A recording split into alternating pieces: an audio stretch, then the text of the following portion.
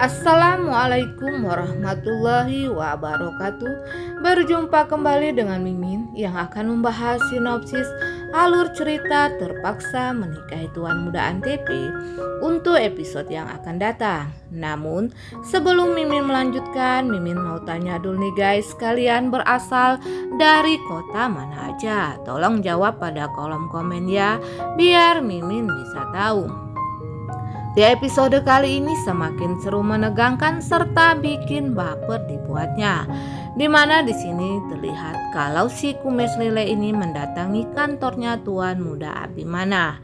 Ia pun mengatakan kalau ia mendatangi Tuan Muda Abimana dan Kinanti ini untuk mengembalikan handphonenya Kinanti. Tentu saja di sini Kinanti merasa sangat senang karena handphonenya kini sudah kembali.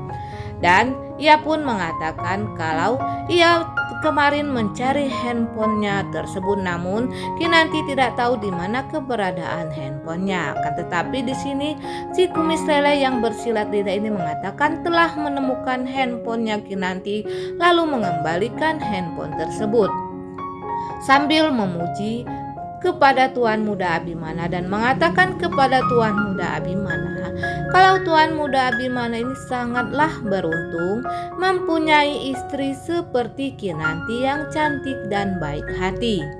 Tentu saja di sini Tuan Muda Abimana sangat senang mendapatkan pujian dari si kumis lele ini. Ia tidak mengetahui kalau si kumis lele ini ternyata mempunyai maksud lain atas pujiannya terhadap Kinanti. Ia ingin merebut Kinanti itu dari tangan Tuan Muda Abimana agar Tuan Muda Abimana ini nantinya merasakan penderitaan yang lebih mendalam lagi. Dan ketika Kinanti ini akan menghidangkan kue tersebut, si kumis lele ini pura-pura akan mengambilnya lalu memegang tangannya Kinanti yang ditarik langsung oleh Kinanti. Di sini si kumis lele ini seperti musang yang berbulu domba ya guys ya.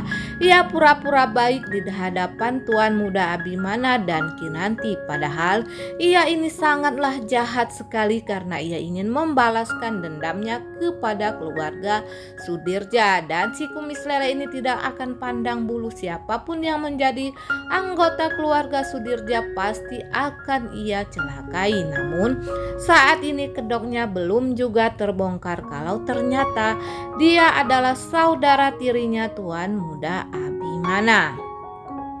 Sementara itu Anita, kakaknya Tuan Muda Abimana ini, mengatakan kalau ternyata si kumis lele ini ganteng juga dan seorang pengusaha yang kaya. Ia pun saat ini penasaran siapakah si kumis lele ini sebenarnya dan ia akan menyelidiki siapa sebenarnya si kumis lele ini.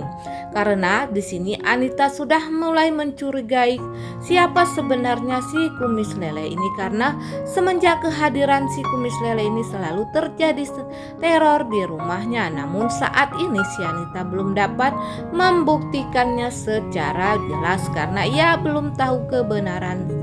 Seandainya si Anita ini tahu kalau ini adalah saudara tirinya, tentunya dia akan sangat membencinya karena hal ini akan menjadi saingannya dalam menguasai hartanya Sudirja.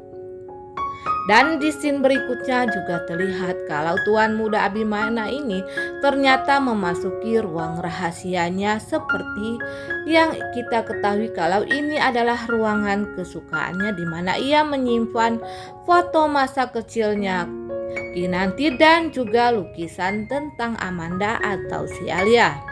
Terlihat di sini Tuan Muda Abimana ini memandangi fotonya si Amanda atau si Alia ini.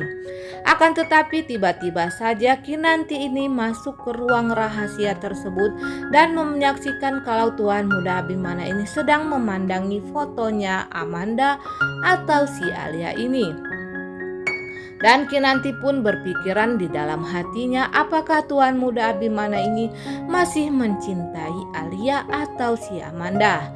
Dan Kinanti pun akan pergi dari ruangan tersebut. Rupanya Tuan Muda Abimana ini menyadari kehadiran Kinanti di sana. Dan ia pun mengatakan kepada Kinanti kalau yang Kinanti lihat ini tidak seperti yang Kinanti duga.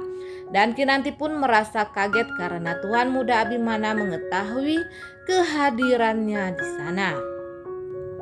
Sementara itu, Amanda ini berusaha untuk kabur dari sekapan lelaki psikopat yang ingin menikahinya. Namun lagi-lagi Amanda ini tertangkap oleh lelaki tersebut sehingga dia pun gagal untuk meloloskan diri dari sekapan pemuda ini. Tentu saja di sini Amanda merasa sangat kesal sekali. Ia berusaha meronta untuk lepas dari sekapan lelaki tersebut. Dan Tuan Muda Abimana ini mendapatkan telepon dari lelaki itu. Tentu saja di sini Tuan Muda Abimana dan David ini merasa sangat khawatir. Mereka pun menanyakan di mana keberadaan Amanda sekarang. Akan tetapi lelaki itu tidak mau menjawab pertanyaan Tuan Muda Abimana dan David ini. Tentu saja di sini Tuan Muda Abimana, David dan juga Kinanti sangat mengkhawatirkan keselamatan Amanda saat ini yang belum juga mereka temukan di mana keberadaan Amanda. Di mana sebelumnya Amanda ini berusaha untuk menghubungi David dan Tuan Muda Abimana. Akan tetapi sebelum selesai ia berbicara kepada David dan Tuan Muda Abimana, handphonenya tiba-tiba mati. Dan tentu saja di sini Amanda merasa sangat kesal sekali karena ia tidak dapat menghubungi Tuan Muda Abimana dan Kinanti dan belum sempat mengatakan di mana keberadaannya sekarang. Dan Tuan Muda Abimana bersama David ini terus saja mencari di mana keberadaan Amanda. Sementara itu Amanda yang masih terikat tangannya ini pun pura-pura tertidur ketika lelaki psikopat tersebut pulang dan melihat Amanda yang tertidur. Lelaki itu sangat senang sekali dan mengatakan kepada Amanda kalau ia sangat senang karena Amanda ini tidak berusaha meloloskan diri dari sekapannya. Namun di situ Amanda diam saja melihat kedatangan lelaki tersebut. Nah guys, Mimin kira sampai di sini dulu.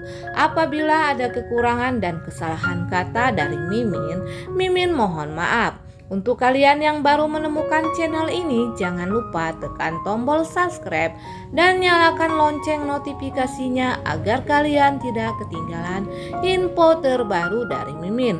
Akhirnya Mimin pamit. Wassalamualaikum warahmatullahi wabarakatuh.